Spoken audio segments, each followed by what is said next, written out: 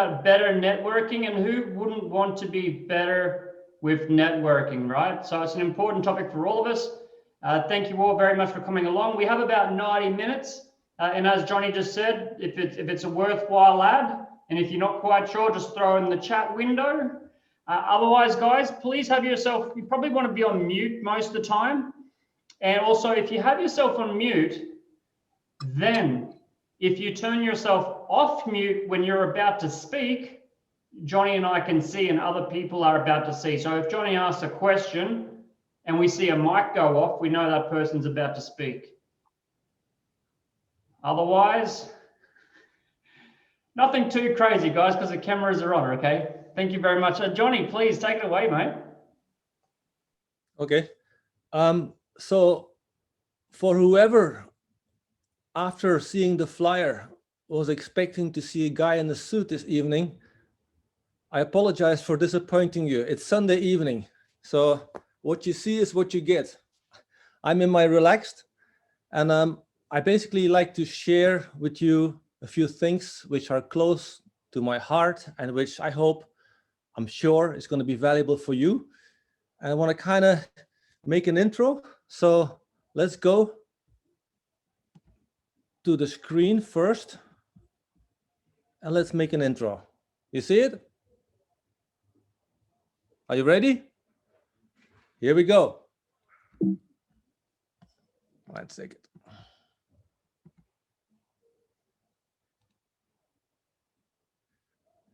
Just to kind of look a little bit dramatic, because what I'm going to show you next is a bit dramatic.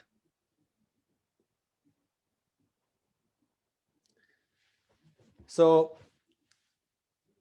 networking for me and connecting people is something which is has a very deep place in my heart. I've always liked to connect people, and I feel that in the world of today, connecting people is more important than ever before. We see extremism, and some people, after having been with extremist organizations, they become smarter, they get out. And when psychologists talk to them, it is so strange to see that very often the exact reason why people joined extremist organizations that can be so cruel, that they did this out of a sense of desire for belonging, because feeling lonely, feeling disconnected, having no identity or purpose. So networking is a way not only to help yourself, but also to help others to connect. And these days, with COVID, this is actually more important than ever. Does anybody want to say something? Because this might not be the introduction that you have expected. Does this resonate with you? Is this something that you knew was the case? Did it surprise you? I experienced social VR, maybe for the first time, about 5 or 6 weeks ago, where you actually embody 3D avatars, and you can move your hands and you can actually shake people's hands. You can nod at people. You can have a conversation. You could have like 3 different people, and you could actually turn to whoever's talking. And the avatars have moving eyes, so it's and they blink. Those are automatic, but it has a sense of real telepresence. And yeah, like I said, you could hug people and you could shake their hand, give them thumbs up, and you could shout out emojis and everything. And I was very surprised. This is an alt space VR. I was extremely surprised at the sense of connection and being in the same room as somebody. Yeah, Robo, thank you for joining. Yeah. You jumped ahead one slide. That's something very interesting. It may sound a bit confusing for all the other people in this call, but it's going to become clear soon. Let me go back to my presentation. I want to show, no, let me ask you a question. When you are networking, or when you feel, when you are out there alone, what do you feel? So when you're out there, whether this is alone at your home, feeling disconnected, or whether it is at an event where you need to go and shake hands with people, or whether you need to make a sales phone call, or whoever, you need to contact with someone, what do you feel in your body? What do you feel, what do you think about in your mind when you are out there alone? Hey, Johnny, this is Colin here. So for me, it really depends on the atmosphere. Am I networking, or am I just trying to be social? If I'm trying to be social, actually now, if I'm trying to be social, I probably get a little more nervous because I'm a married guy and I shouldn't be talking to, say to women, hello, I'm Colin Thompson, right? But if I'm networking, I feel more comfortable. From networking, I have a purpose. So when I'm networking, I say, okay, I know nobody in this room. Who's going to be, I look around and say, who'll be the first person I think that can warm me into a conversation so I can get warmed up with somebody who I think is easy to talk to. And that may be somebody who looks like me, dresses like me, somebody who I think is some affinity towards. But I typically feel pretty comfortable on the networking side, as long as I can find that first person that makes me feel calm down, and then I'm ready to attack the room. Good. You said two words. You said nervous and you said comfortable. So can you give me a few other words? And also, where in your body do you feel it? If I say I'm nervous, okay, so in other words first, ready, I feel ready. I feel excited because by the time I leave this room, half these mugs are gonna know who I am. So I feel excited about that. When on the nervous side, it's more of, should I be, because I can get very social. And again, I don't want to get myself in trouble. These days, just being friendly, some people take it the wrong way. So I get more nervous about, I got to make sure that I'm not coming off as too proactive, too aggressive. But that's on the social side. I don't really get nervous on the networking side. So I hope I'm sorry, you said where. I get nervous probably, I can't tell you where I get nervous in my head. But when I get excited, I can feel the warmth all through this area here. I get excited. I get amped up about it. So I look at it like I'm about to go play a sports game. Kind of pointing at your heart now. Yeah, this area here. Yeah. Yeah, Jay, you tell me, where do you feel what when you're out there alone? When I'm out there alone, shoot, man. I mean, most of us came to China alone, right? So I don't get nervous about being alone, right? I get more excited. I'm going to go meet all these people, right? Because I'm doing it for a purpose. I'm doing it for a purpose. So I get excited about it. I get excited in this area, this general area here. It's like when I'm about to go play a football game. It's great to see, Colin. I actually can see your excitement coming alive. Yeah. You start moving. But I'd like to hear another voice, like Jay, for example, because I saw you raise your hand earlier, right? Yeah, I did, Johnny. When you asked about what is networking and what Colin has said brought back to my memory. When you mentioned compulsive networker, I immediately felt comfortable. My whole life, from the time I first set foot in China, was networking. And business and all the other activities became secondary to networking, because networking provided opportunities. And through networking, it was living life. And then the other things are secondary. So when you mention compulsive networker, yeah, to me, networking is the only way to live life, because life is, to me, networking. Excellent. That's it. I totally agree with that. Yeah. So I like to see. So those who have a positive experience, immediately they get energized. You notice that? You can see that those people start talking. But I also noticed that some are not talking, and typically those who get a little bit nervous, de-energized, are the ones that won't speak. So is there anyone that is daring to admit that networking makes them nervous? Johnny, hello, this is Georgia. I think networking is brilliant as well. I'm calling in from the UK, and I met Johnny on well, on Vine Valley, actually, via Mind Valley, and that's an amazing networking group. Apologies for not putting my video on. I'm actually, I'm not sort of dressed for networking because this was a very short notice. I saw the call at very short notice. So, but I think it's an amazing, and particularly during lockdown, I've been recently, well, divorced 4 years ago. I spend a lot of time on my own, and the networking that I've experienced during lockdown has been very fulfilling. Actually, I've made a lot of new connections. I foresee that I will make a lot more connections, over the coming years, probably, because I think this is the way forward. And there's no way that we would be speaking on a global network such as this without the COVID virus, because possibly we wouldn't have the time. I mean, maybe you would because you're in the same community, but for me, it's allowed me the time to develop, my network of people, and I'm looking to sort of develop a healing business and expand that, and I'm getting support from all over the world with the different groups that I've met. So yeah, Okay. I think it's a brilliant opportunity to meet new people. Thank you, Georgia. I'm going to ask people, when you reply, try to always stick within like half a minute, 1 minute, because there's a lot I want to share with you. And actually, I'm happy to do 2 or 3 more sessions.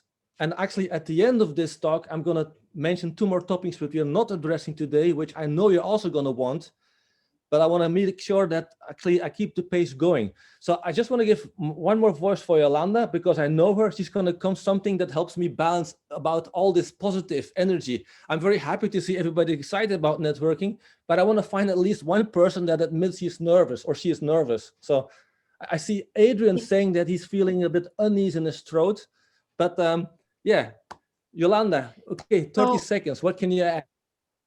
So the thing is, like, for me, I'm actually also a natural networker. I'm usually all around total strangers. I'm walking to them. I talk with them. But networking events is like, I feel, especially when I don't know anyone, I feel so displaced, so alienated. It's not like nervous, but having like a special target, or it's like when I literally need someone who is bringing me into a group, and then I stay in the group, and maybe I stay the whole evening with one person to talk about it. Because for me to go then to the next person, it is so awkward. It is so extremely awkward. And literally, I can talk to everyone on the street. In a coffee, I make friends everywhere. But in this event, where do you feel that, Yolanda? Where in your body do you feel that? It's in my stomach. It's like my stomach area, which is kind of like, no. And it's always the same questions, and I don't want to share with everyone. Gotcha. Like, I don't know. Yeah, this is what I want to get at. Thank you. So what I want to say is that everybody who shared some feedback just now, they had an emotion with it. And that emotion had some kind of a sentiment in the body.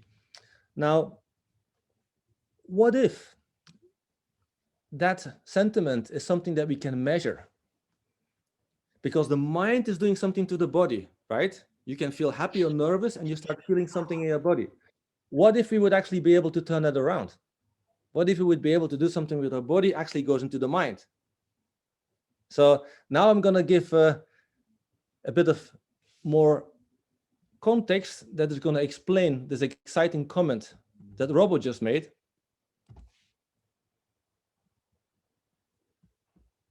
Because this is something that in synchronicity or serendipity, as they say it, over the last couple of weeks with several people from Shanghai University, and you see one guy there, Brian, and Robo actually is his friend, his colleague. I've been playing with different things, different technologies to figure out how can we connect people. And I just want to raise this as one example of what is possible these days. This is a headset, just like what you're using gaming, but it includes EEG, it includes actually devices that allows you to measure the heart-brain coherence, the brain sequence, the brain frequency. And it does not yet exist, but it's in the make.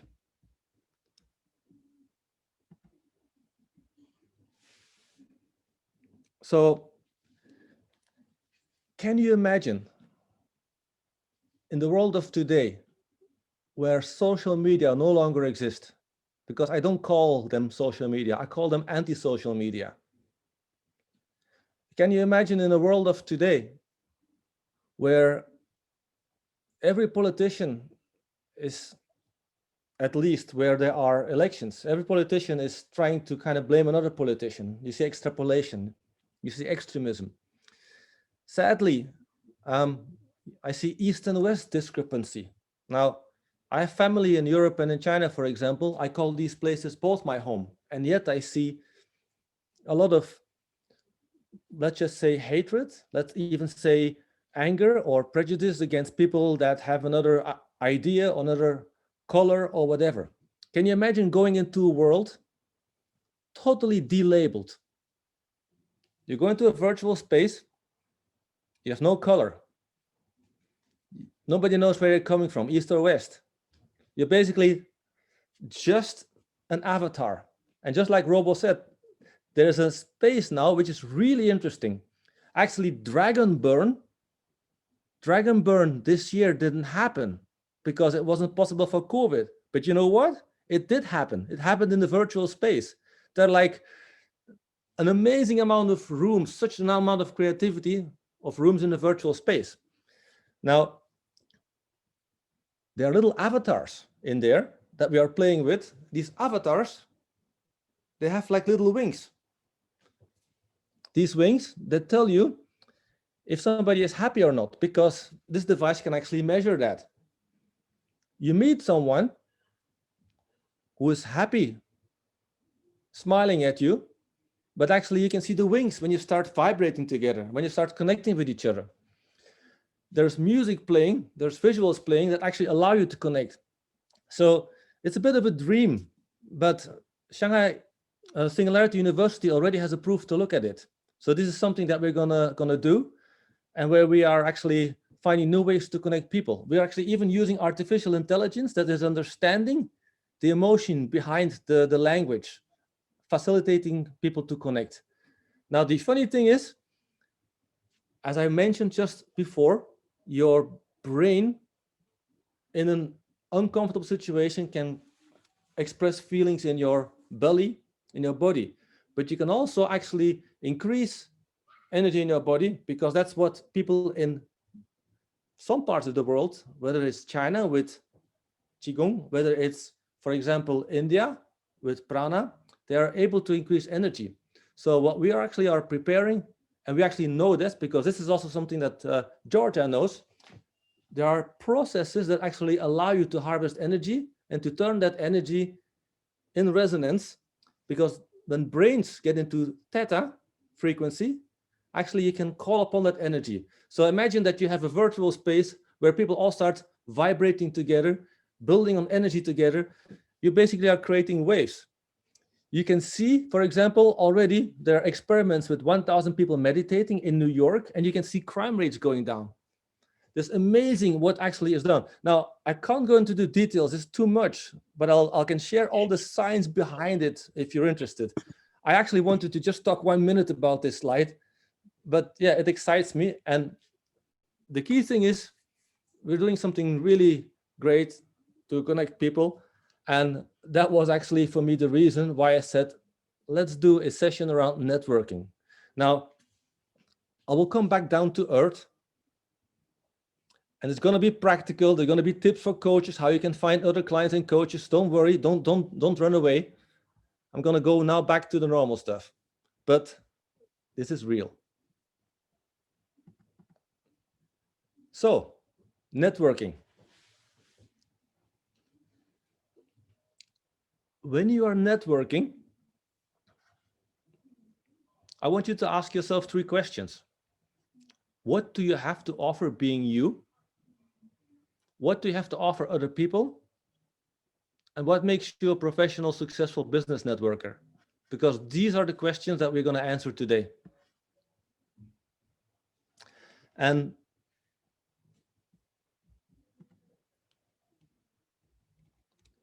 I want to show you this one. Oh, I have to do this. It's beautiful, like this. Voila.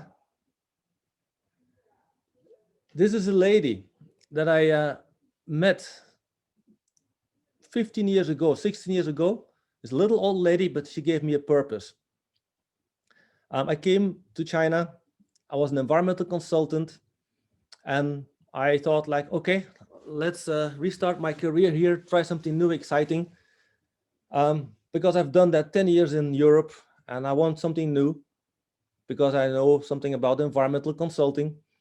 But one day I went to the site, a factory, an old cement factory, and I was sent there to evaluate that cement factory, whether or not this would be a good acquisition for the company I was working for. They wanted to do an acquisition. And when I arrived there, I saw this old lady. She only had a few teeth, but she gave me a real smile. And it touched me because she reminded me about my own old mom. But what really struck me and what pained me in my heart is to see that she was barefoot standing in cement waste, shoveling hazardous waste. Because I know it enters the skin. I saw her skin was terrible and it was very hard work. And I was working for a company that was going to put in a lot of money to buy that factory, or that was not going to buy this factory if I told them this factory has too much problems, you need too much investment, don't go there. But I knew if they would go there, they would modernize the factory. That evening, I spent a lot of time to really write a report, trying to motivate how they could solve all the problems, because I wanted them to go there. Actually, half a year later, they did buy the factory, and 1 year later, I did go back, and I did see the old lady, and she's got, I don't know, probably even a tooth less, but she recognized me. The first time I saw her, she never saw a foreigner before, so you could have seen her excitement. Now she actually was even more excited because she recognized me. But she was wearing shoes, and she was wearing clothes, and she was doing not hard labor in not dangerous circumstances. Now, that evening that I was writing that report, I felt I had a purpose. That time I went back and saw that lady again, I felt I had a meaning. So I'm sharing this with you because when you network with people, when you impact people, it are the things that actually touch your heart that make a difference. It's actually what you do that makes you happy when you do it for others. There's been a test done in Harvard. They give $10 every week to some people. Use it for anything you want. Another group, they said, use it for anything you want, you buy for others. Then after 2 months, they checked who was happy. Those who were giving it to others. It's a small thing. Another study shows people who've been in their career happy, unhappy. And every time when they looked at this, they saw that when people are actually doing something meaningful for others, meaningful for themselves, for others, that's when they're happy. People who have been acquiring all kinds of assets, they weren't happy. So when you are networking, that is a very important part, because in this way you actually own what you do. Have you ever felt awkward doing a sales call? Have you ever felt awkward at the event trying to sell someone something or sell yourself? It is because what you're selling, your message you're giving is disconnected with what is in you. Because I never felt bad selling any kind of environmental consultancy because I was so passionate about wanting to help others to improve because I knew it was good. If you don't feel good about it, it's because you don't believe in it. If you don't believe in it, you're not going to own it. You're not going to be able to bring it. So what I would like to do is, and Adrian, I hope this is going to work. I'd like to do a very quick exercise with people in group, just maybe like 5 minute max, where people are going to talk about who are you, what do you love to do, who do you do it for, and also what those people who you are doing it for actually get from it, why they want it, and how they change as a result of that. I'll give you an example. It could, for example, be what you do. You can say something like, I give kids awesome dreams, or I help people look and feel their best, or I help people get the greatest work in the world. Now, these are quite genuine things, right? But it might be that what you like doing. It might be that what you like in your work. Because once that question comes, you're gonna be able to explain, like, how do you give kids awesome dreams? Well, I write children books. Or how do you help people look and feel their best? Well, I design affordable clothes so that people can feel at their best. Or how do you get people to get the greatest work in the world? Well, I train entrepreneurs so they can take decisive actions so they can get blah, blah, blah, whatever they're doing. So if you think from that perspective, your value proposition, your 1 minute elevator pitch when you talk to people becomes much more attractive, much stronger. Do you have any question on this exercise?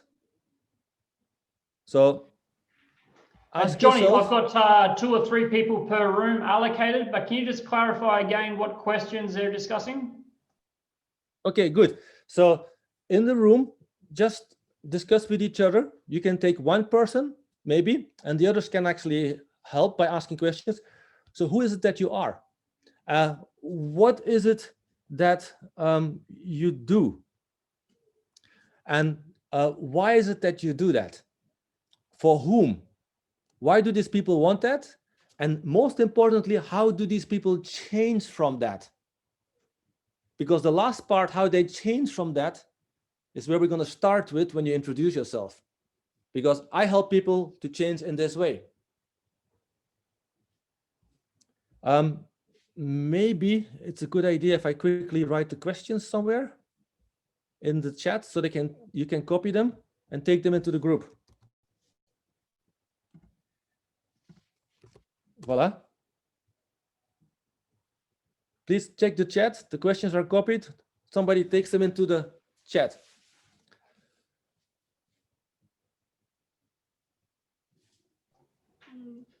Any more questions on this? Guys, in a moment, I'll press a breakout room and everyone will probably automatically jump in a room. And for 1 or 2 people here that have 2 people, like Robbo and Ross, I've got you guys together. So that'll be sweet and fine. We'll jump into these rooms and give it about 5 minutes. Yep. All cool? Yep. Great. Time to talk and meet people. All right.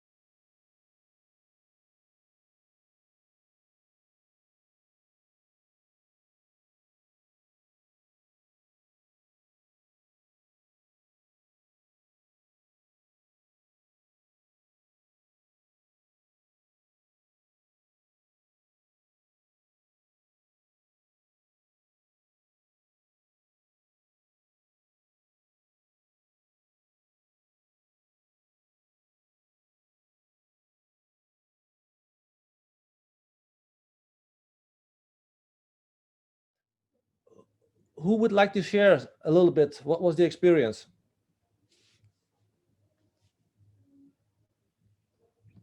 What did you come back with? Who are you?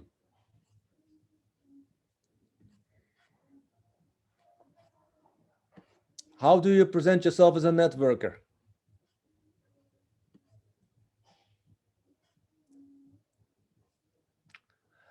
I thought you guys were networkers. I can Not try being to share nervous. a little bit. Yeah, I can share a little bit. Okay. So in my group, I wasn't the one who was sharing. Somebody else was. But I'll tell you what, she had a very, very good point. And one of the things that she mentioned was that before, excuse me, my son is being my son. One of the things she mentioned that regardless of what service you're providing, you have to be able to connect with the person. Somebody said you can't come off as a salesperson. You have to come off as a potential friend, but you have to develop that personal feeling first. So regardless of who you're serving or how you're trying to serve them, you have to make that initial comfortable, make them feel comfortable with you, and not that you are trying to have a relationship with them because you want something. So I hope that made sense. Yes, definitely. There needs to be a connection. That's exactly the thing. Who else would like to share something?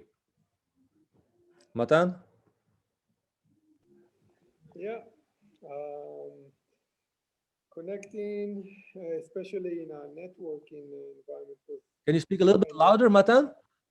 Yeah, I said like connecting, especially in an networking environment, was never my element, but it was good to see that I'm getting better in it, and I'm getting, in a sense, that I'm getting more comfortable with it.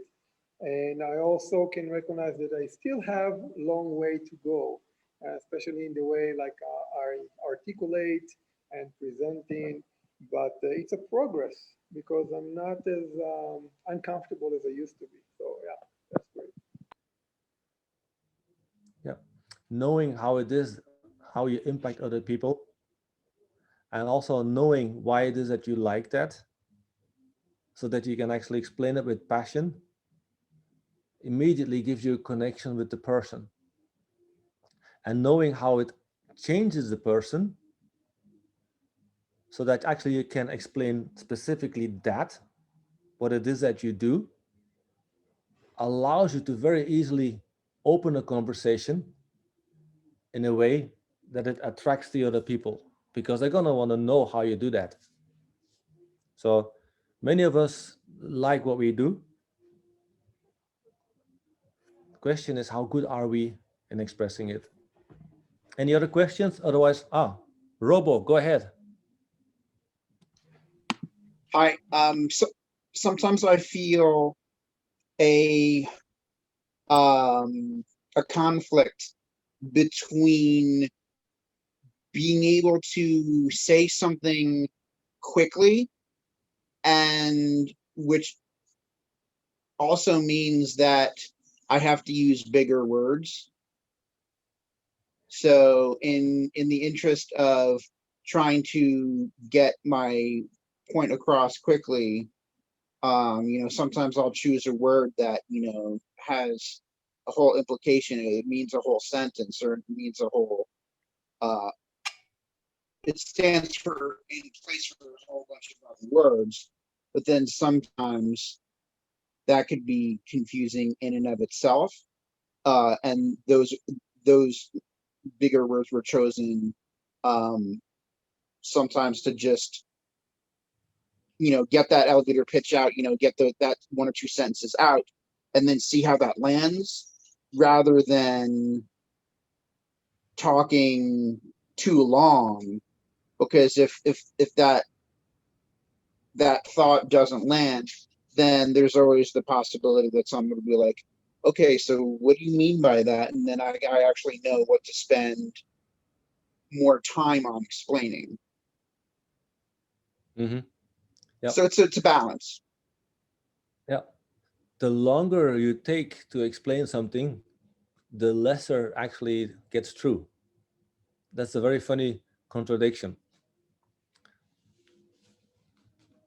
Now, there's one thing I want to share before I go to the next part, and that is that people do see when you're genuine, right? Because when they look in your eyes, they can actually read, feel more than what they make me think.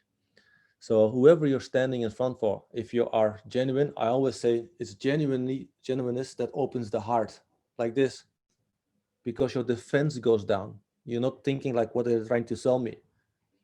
And once that heart is open, then you basically have direct access to the heart. Then it's all about passion. It's all about energy. The more you're passionate about something, you actually can go directly straight in and resonate. So good. Thank you very much for the contributions. The next part is all about networks and connecting. I think you maybe already know that there is a rule saying it used to be the 6 degrees of separation. These days, with internet, it has become 3.9 degrees of separation. It basically means that if you know one person, that person knows another person, the second, that person knows another person, the third.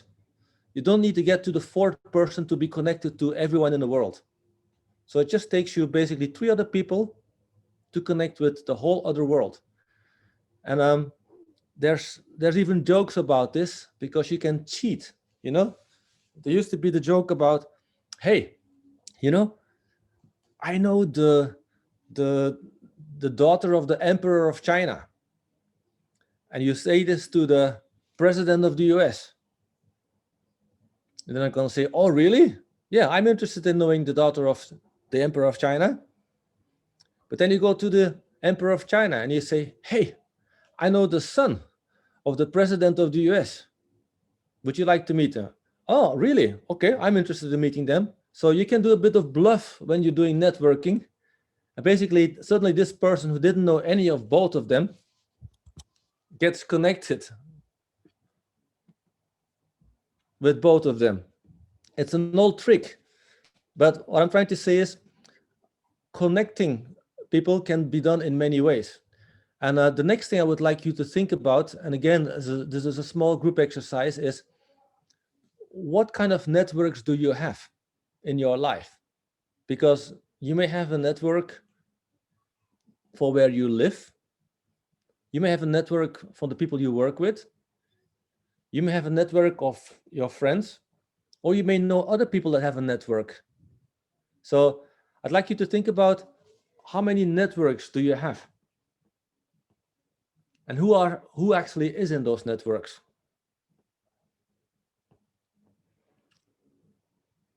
Is this clear?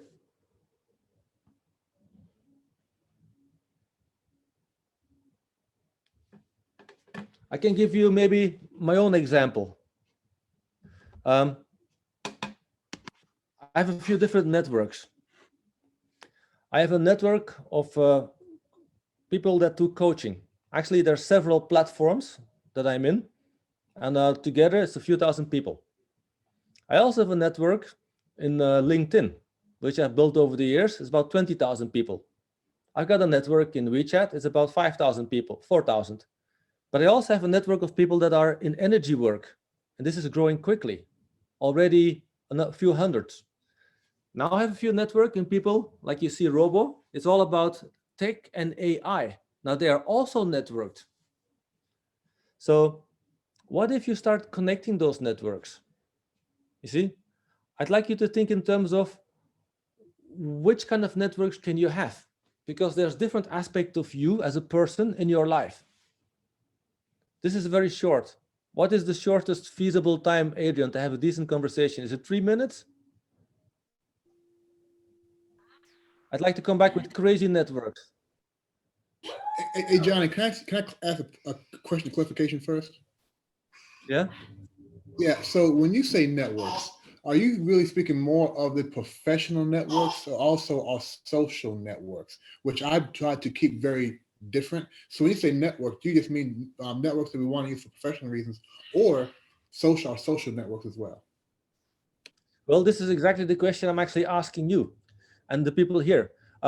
So you say you would like to keep them separate. You may have the reason for that, but other people may have the reason for connecting certain networks.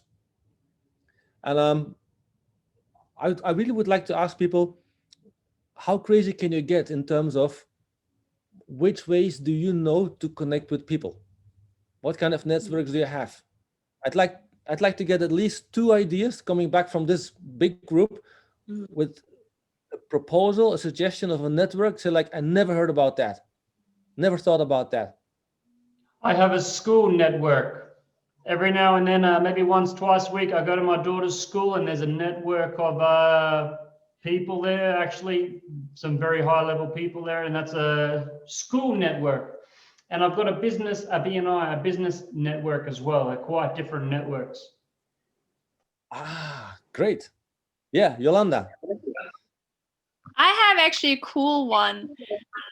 I have a man's network. Oh, how does that work? So I have a man for spiritual growth. I have a man for hanging out, doing picture editing and having dinner. I have a man for repairing something in my household. I have a man to go to the flowers market. So of course I'm also contributing to their life, but I have a network of a support system for different things. So yeah, which is kind of beautiful. So I call it my man's network. It sounds very using, but it's not like that, of course. Interesting. Other comments? Yeah, why Anybody did so wants to- many girls suddenly shift around when she said that? You want to have tips from Yolanda on the male network? You want to join the male network for the man? Well, Johnny, because Yolanda mentioned that, I know someone who does most of his selling using his Tinder profile. That's an interesting one too. Mm-hmm. I have to say, I don't have a man for physical interaction, so it's not that far. So I'm single though. Is that an announcement of a gap in your network? Is that the message? I think that Yolanda is talking about personal training. That's the physical network I think she's talking about. Yeah, they are too expensive, personal trainers. Yeah. Minimum in my gym. Has anybody ever heard about a dog network? And cat network? Yeah, I have a dog network. And I have, did it help you to connect with you? Pardon? Yeah, did it help you to connect with others?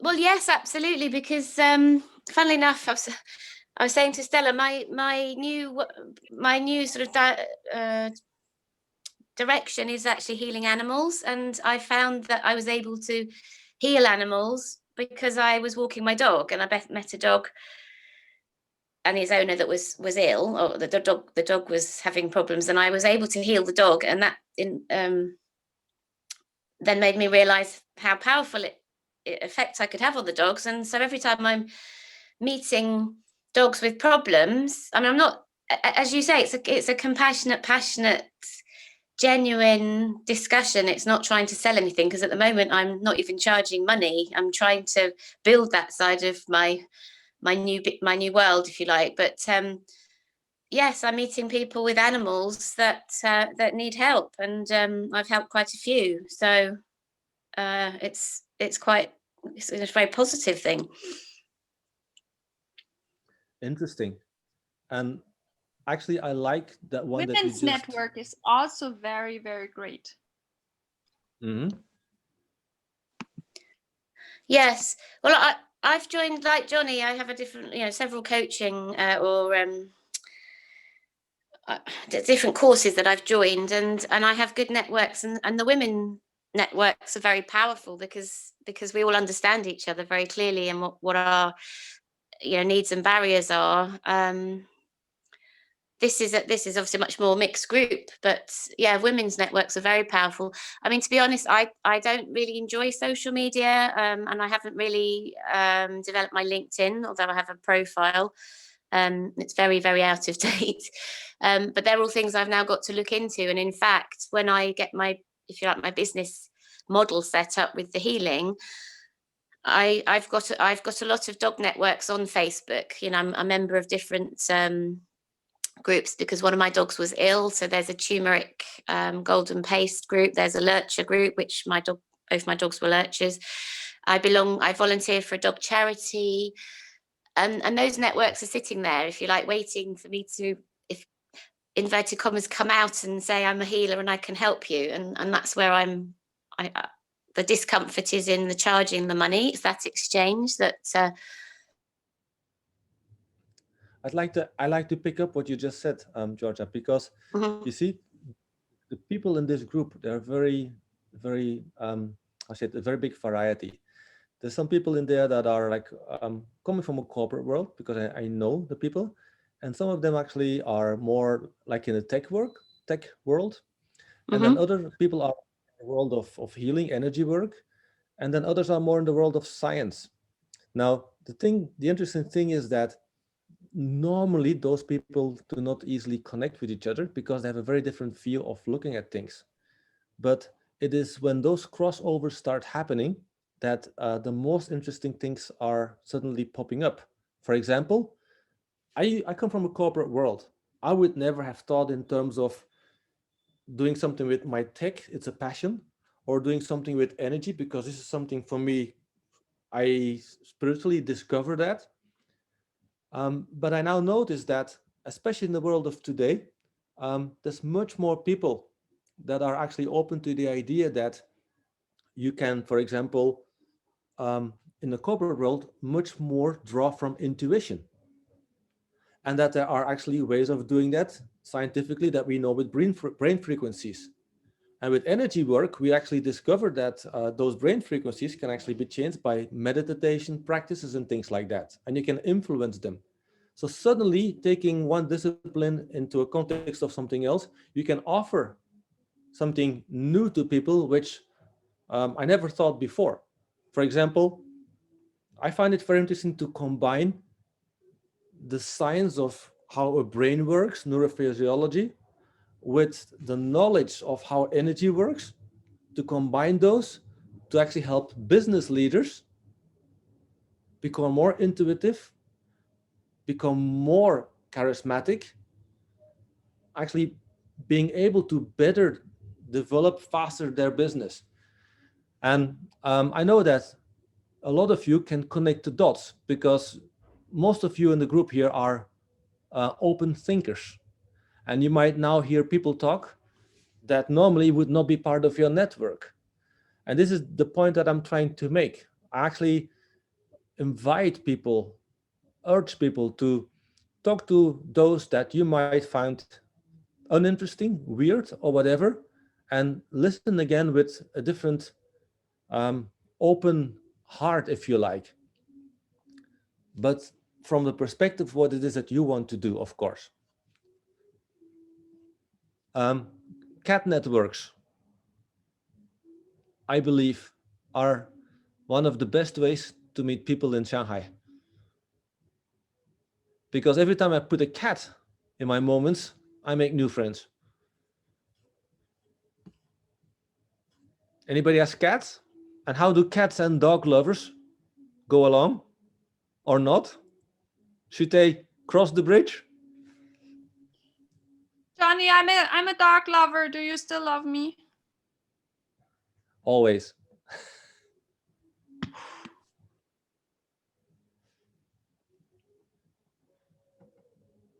Anybody has any comments or question on this?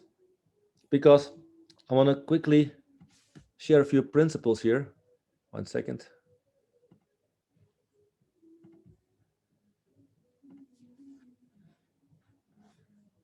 So when you connect people,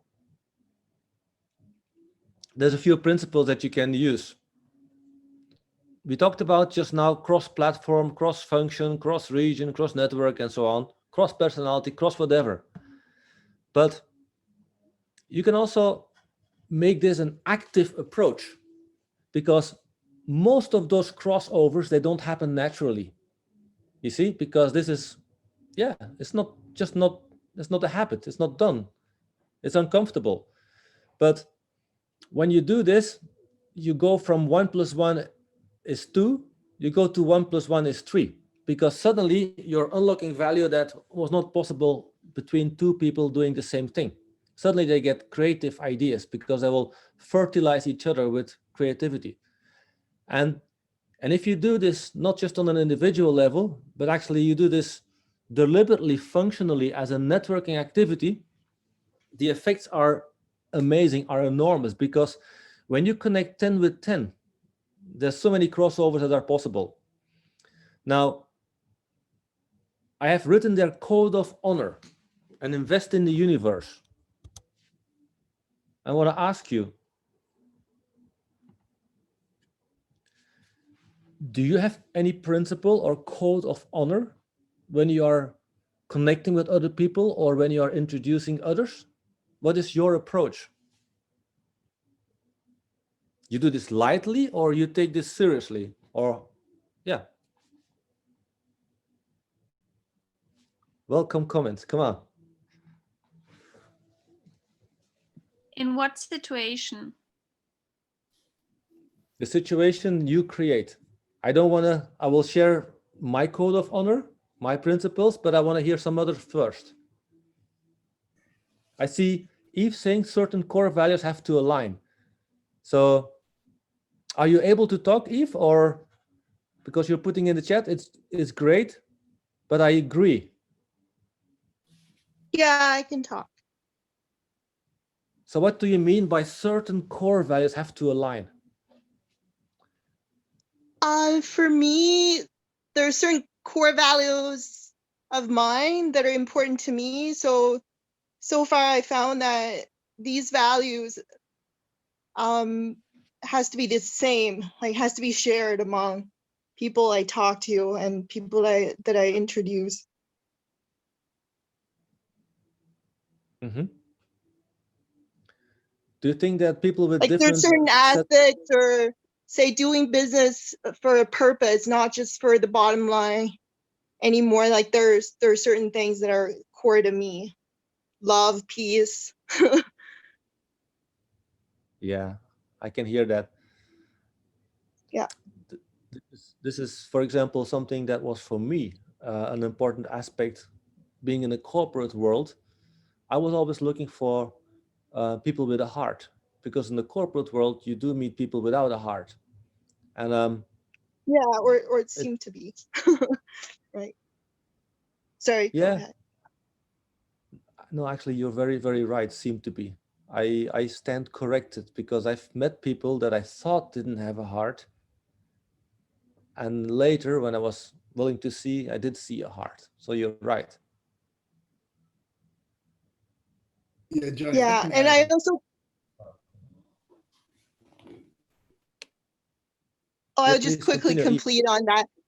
Yeah, I didn't mean like I think everybody does have the heart, but I also see your point of view. It's just now I try to pick out the ones who are already clear about that, who share the value that we are now putting this purpose as a priority in our business, and then they're already focused on working their business or everything else to align with our core values. So we pick out those first, and then maybe the ones who aren't so clear about this agenda or purpose yet, or the co-cos seem to not have a heart, like they can be secondary. I used to just take everyone, like I love everyone. I know like everyone needs love and all that. So now there's also in the approach that you were asking for, I also take the approach to prioritize, because I felt that amongst the people who are clear that we need this alignment and we're executing towards this, can make things happen faster and have a bigger impact and influence the other ones faster. Like sort of like the meditation you were talking about earlier. Like let's pick out the 1,000 that can do this, that can affect a lot more, and that's the efficiency I sort of work on too. Mm-hmm.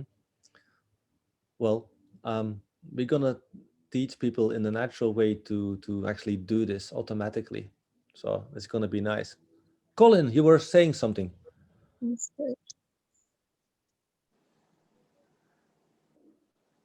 Yeah, and let me just say, Eve, sorry for jumping in there. I thought that was a positive. Sorry about that. Yeah, so John, to answer your question, if I think about what I call my code of ethics when I network and when I meet new people, I think it's changed over the years. If I go back, let's say 10 years ago, go back 5 years ago, I was more concerned with trying to match what I show to that group. For example, if you're in a cat loving group, I was more trying to match my personality to the people in that group. I have a lot of exercise groups I'm in. I try to match my personality. So back then, it was more about how do you try to assimilate into the group and not be too far right, far left, just get along and really network that way. And that I felt that to be very, very productive because you're not a threat to anybody. But as we get older, as we experience things, now my ethic I have is regardless of what group, regardless of where I am, I must be who I am consistently. So the same person you get in one group is the exact same person you're going to get in a different group, because it makes sure that I'm showing people who I am authentically and who I am truly. So my code of ethics or my code of honor is to always be who I am and don't have any apologies or apprehension about being who I am. If you're accepted, you are. If you're not, you're not. And that took a long time, especially with meeting new people. You always want to show your best person. Man, F that. You just show who you are, and they can choose whether or not they're going to communicate with you or not. So I always say, just be yourself, and that's cool. I know who I am, and I'm confident with that. So that's my ethic. Be yourself consistently in any group that I'm in. Yes, and this actually is what we were trying to explain as well in the first point. Really like standing your ground, who you are. Very, very, very correct. I always like to say, just be yourself. Don't try to be somebody else, because everybody else already is taken. Yeah, it makes sense. Yeah. Any final comments before we go to the professional networking part? I forgot. Just what you just said. Say that again, Johnny. Be yourself because... Just be yourself, because everybody else is already taken. So everyone, no matter who they are, have a little something special, a little something different to offer. Nice. Yes. And the more weird you are, the more unique you are, the more interesting you are, the more funny you can be.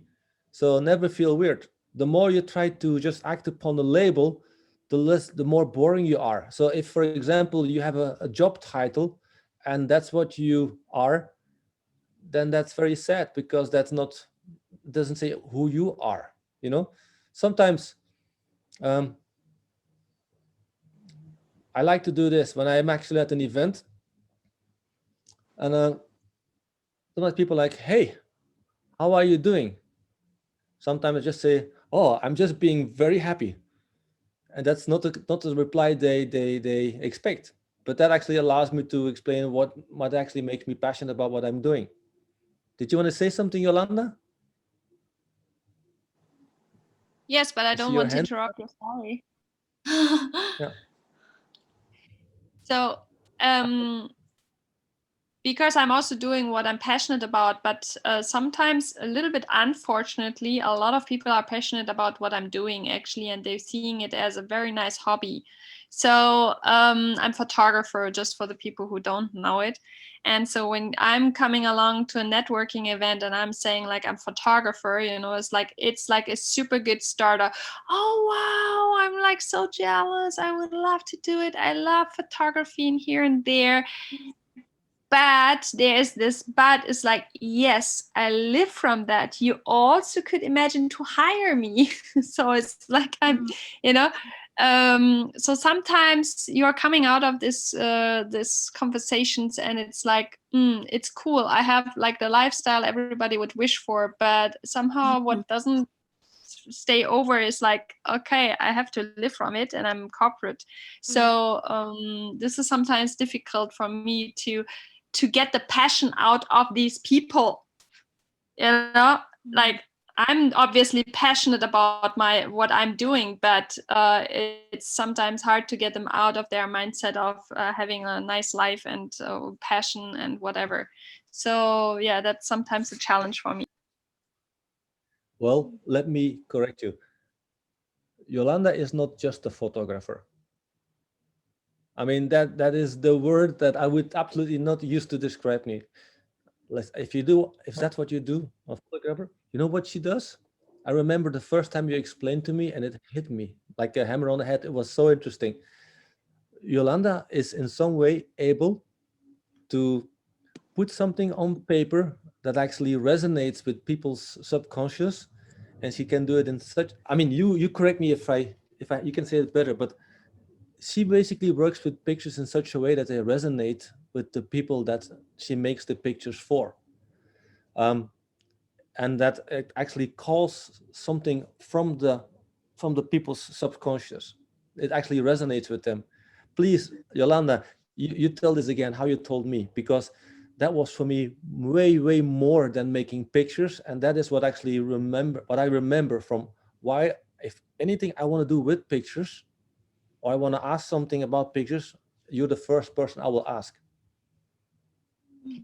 But that's the thing. Okay, this is my art side, you know. Can it not live from that? But I can heal with it, and I can certainly like raise people's inspiration, or I hope that I can inspire people also to move on and work on themselves and like create a new self.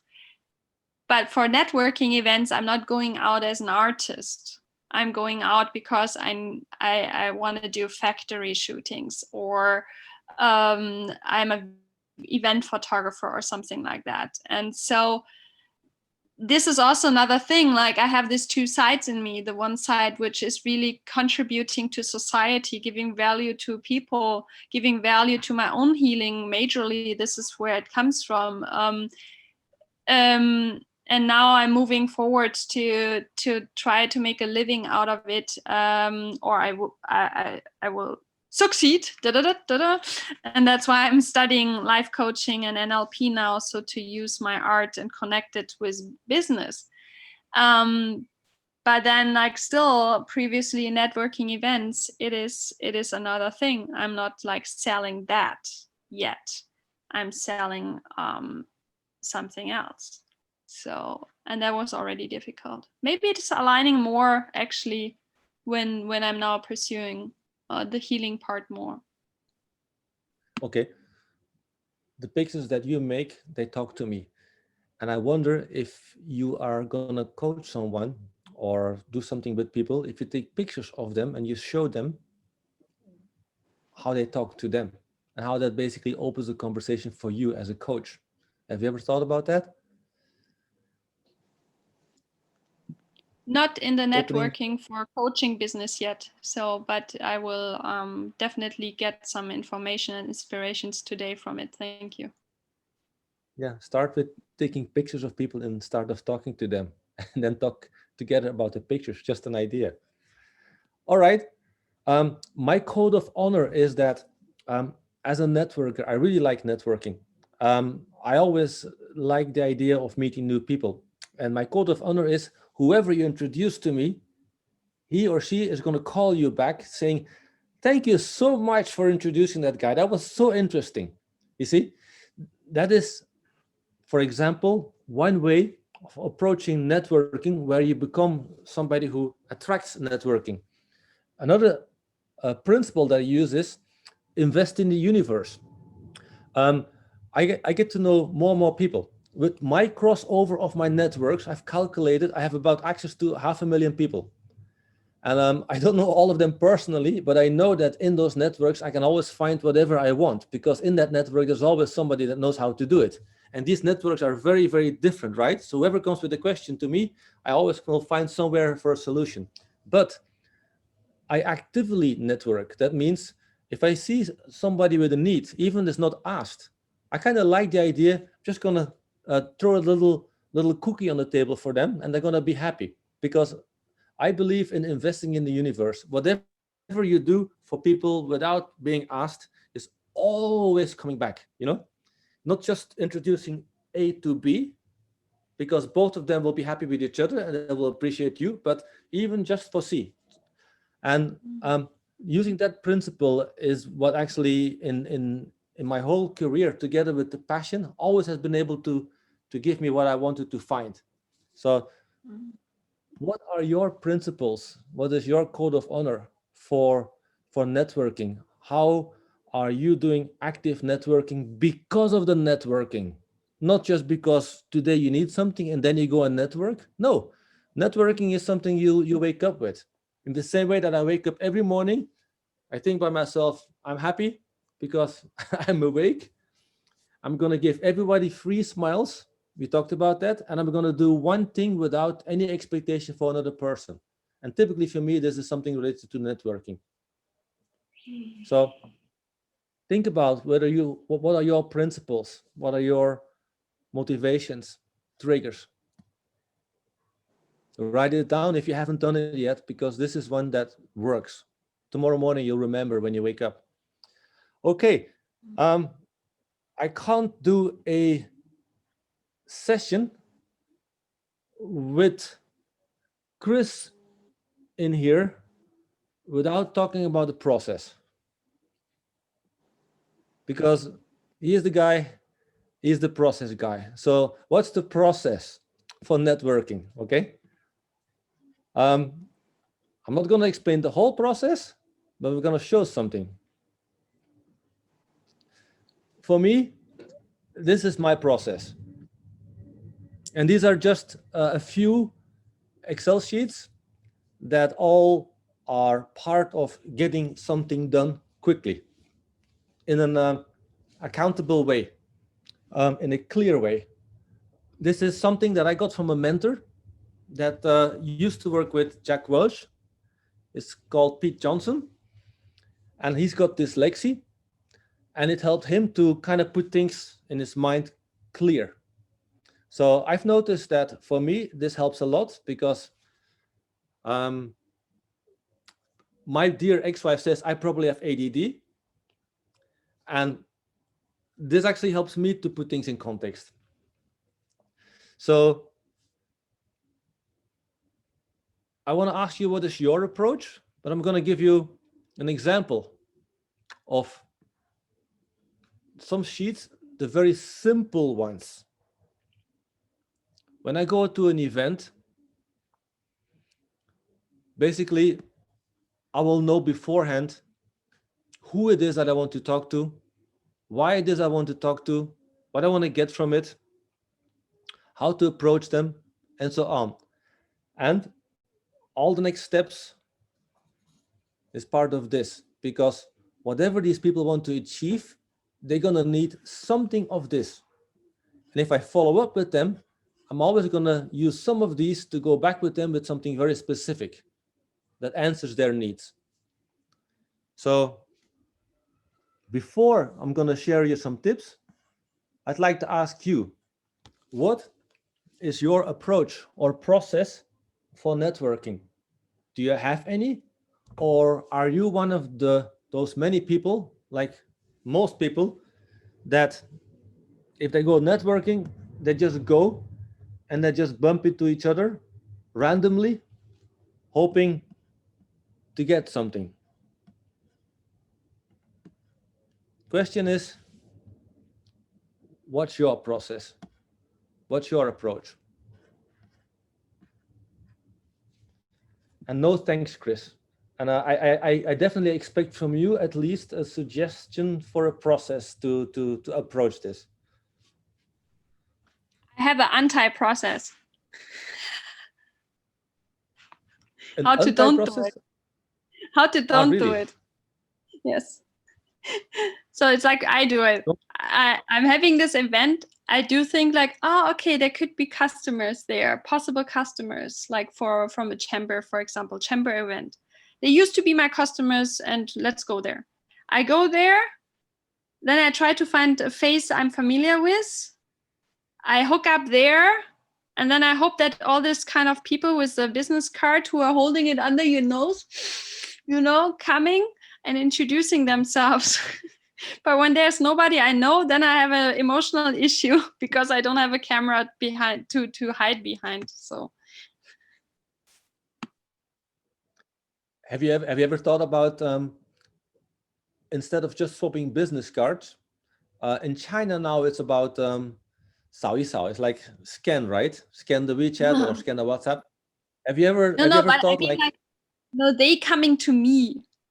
So I'm hoping for these business card or scanner people to come for me. But actually, when they tell me something that they are like HR, then I already am not interested because these are not the guys who are hiring me. Yeah. Imagine people come to you and they offer you a business card. Imagine you do like this. Can I get you a business card? And they're gonna look at you. What do you mean? Can I take your picture? Why? Because I see meaning in photos. I see meaning in faces. Every conversation will start.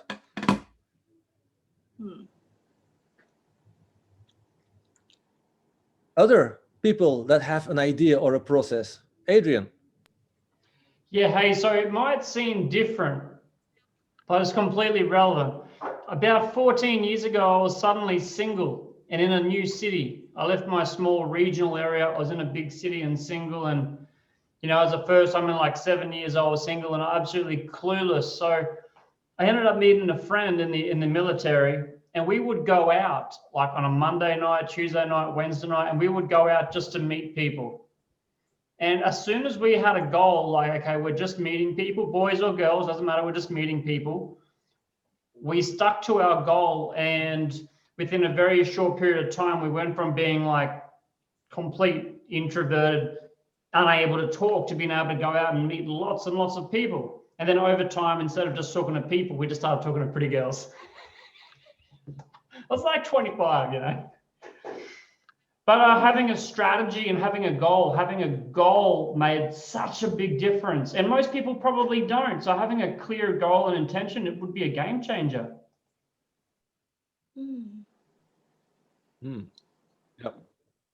Robo. Johnny, to your point about having the people with the scanning and the codes these days, one of the things that I do, particularly when I'm at a conference, is if I meet someone and we speak for more than a couple of minutes and we're going to exchange our details, I will take a selfie with them so that when I send that as the first message, I'll always be able to go back and be able to reflect on who they were, where I met them, and what they look like. Because someone's profile photo and what they actually look like are often two very different things. Yep. Especially with good software, huh? Exactly. Yeah, I have one of those phones with a stylus where I could write on the screen. So you can learn about people even who are across the room.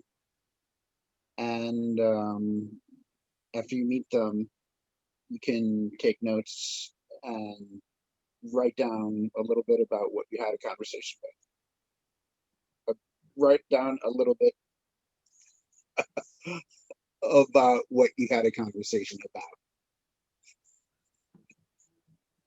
about. Yep.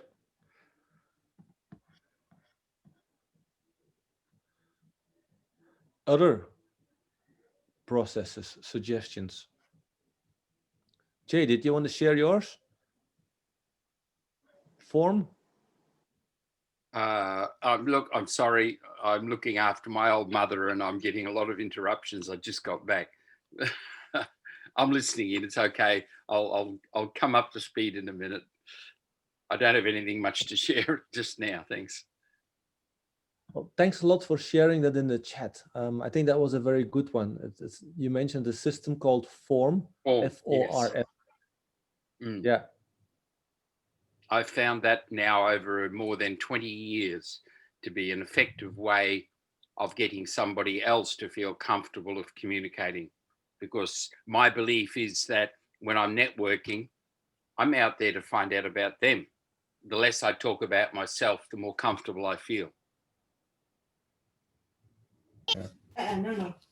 Yeah, I think I would like to share. I think what he said is really right. When you first networking with people, it's also determining if you approach people or people approach us. And I realize whenever I go out for networking, either social or professional, I find I always prefer just to stand there, and there's always people coming to me, both female and male. And I find their first sentence to say the greeting to me, they always say, "Oh, I find you look very let me say, I thought I saw you somewhere else before."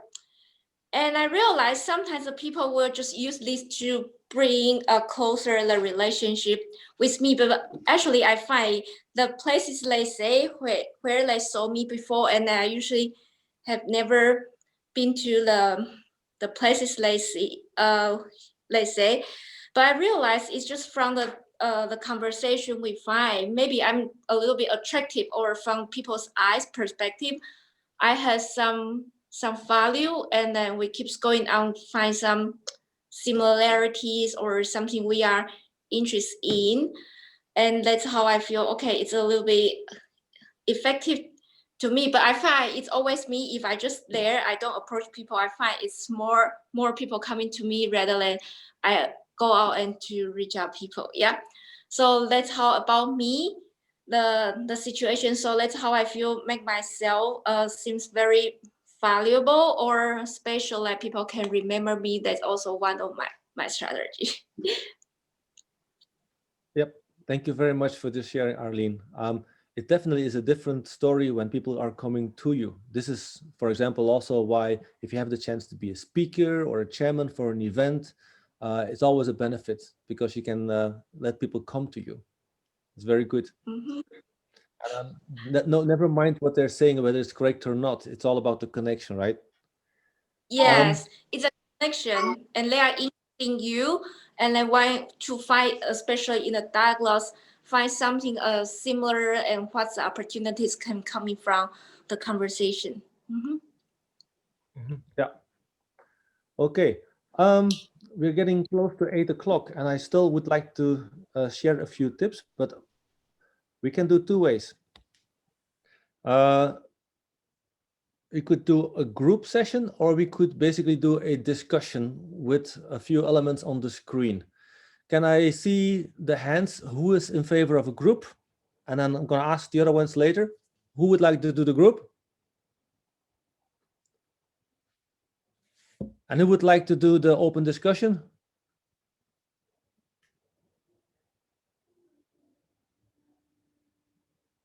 Okay, I think I saw more hands for the group. Is that correct, Adrian? Yeah, there's more hands for the first one, for groups. Yeah. Okay, so then I'd like to talk about offline hunting tips. What I mean by that is, in case you go to an event, right? What can you do to basically come back with the most meat from an event, the most connections? So offline hunting tips. I'll share mine afterwards, but I'd like you to, in the group, come up with a few. Maybe I can also get a few new ones. So Adrian, we do 5 minutes. Yeah, just be aware some people might have to go because we're running pretty right on time now. So if you need to disappear once you're in the group, if you need to disappear, that's okay. I will try to reallocate group members accordingly. So you want to split it into groups, have 4 minutes, 5 minutes in a group, then come back here and close up? Yeah. For those who stay, I do share a list of hunting tips for myself, and it's an interesting one. So if you have patience, stick 5 more minutes. Okay.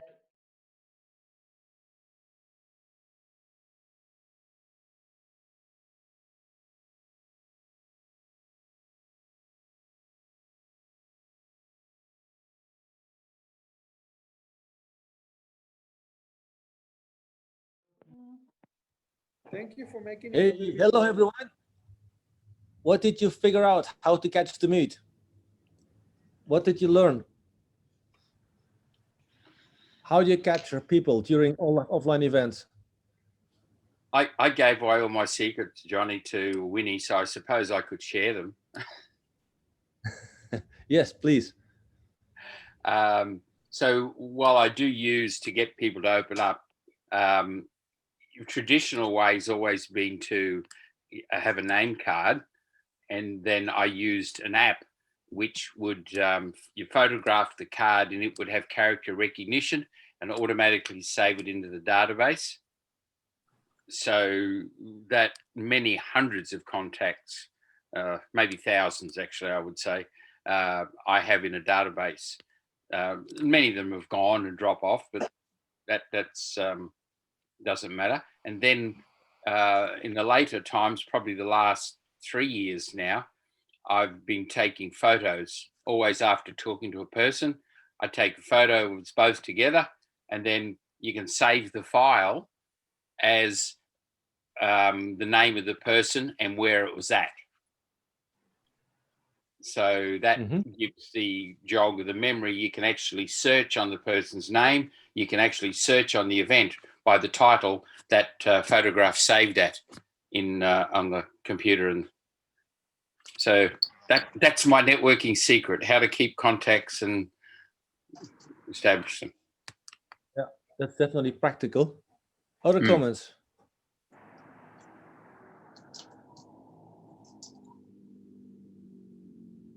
If not, I'm just going to throw my last tips. Know the organizer. Not something that you could always help, but if you do know the organizer, or you know one other person, the person that you do know can introduce you to somebody that they know. And also, yeah, exactly.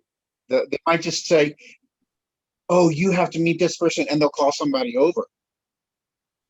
Yep, excellent, exactly. Robo, you just reminded me. There's one other.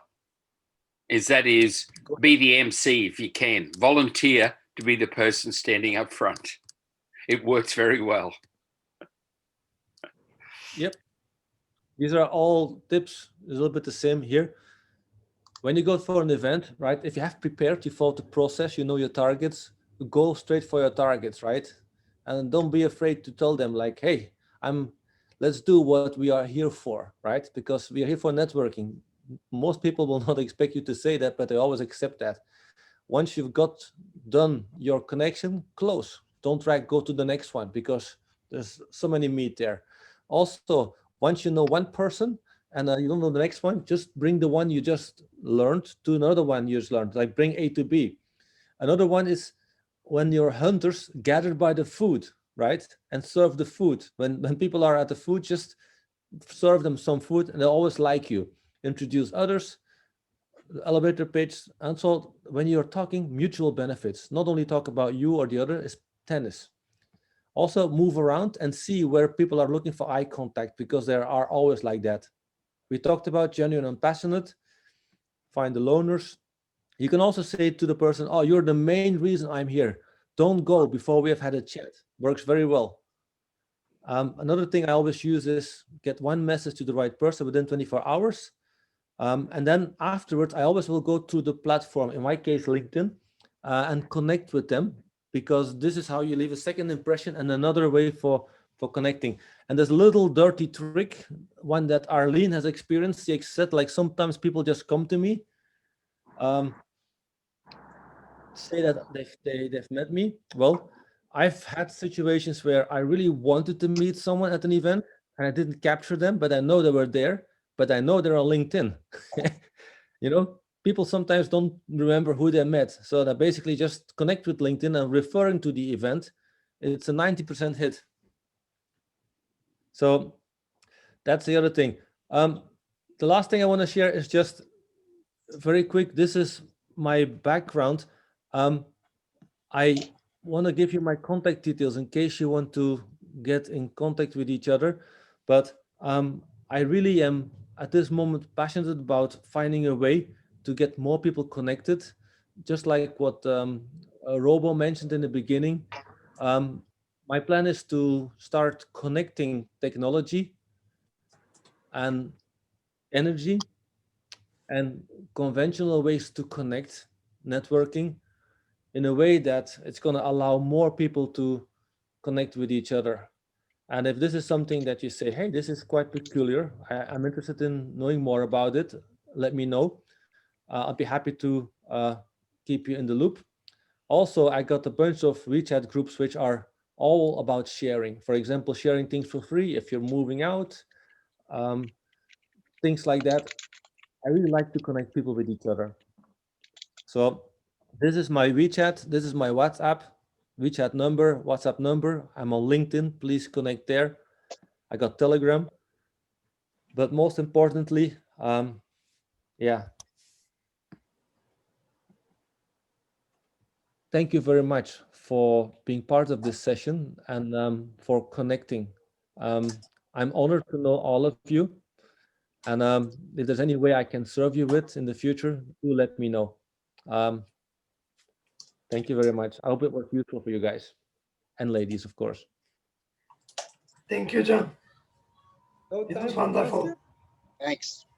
Thank you very much, Johnny. And thank you everyone for staying around a little bit longer. Thank you very much. Next week, we're going to have Sophia. Sophia is in the room now. Sophia, would you like to say a brief little something about your session? Get warmed up, come on. Yes, well, first of all, thank you very much, Johnny, for this session and for everybody you brought in, a lot of new faces. So if you're interested to discover more about what self-esteem truly means to you, well, make sure to tune in next week at the same time, and we'll be talking about that. So looking forward to having you there. Thank you very much, Sophie. Hey, Johnny, is that important stuff for networking? Yes, for sure, because if you don't have a good self-esteem, you're not going to be standing in front of people and leave an impression that is going to let them wanting to be connecting with you. Voila. And by the way, I'm looking forward to that, Sophie. Thank you also for actually pointing that out. You made me aware. The best way to kind of say that I'm a networker is, how many new people did you get today, Adrian? I got to meet a few, and I actually got to see a couple of people's faces, like Miss Sarah. Very nice.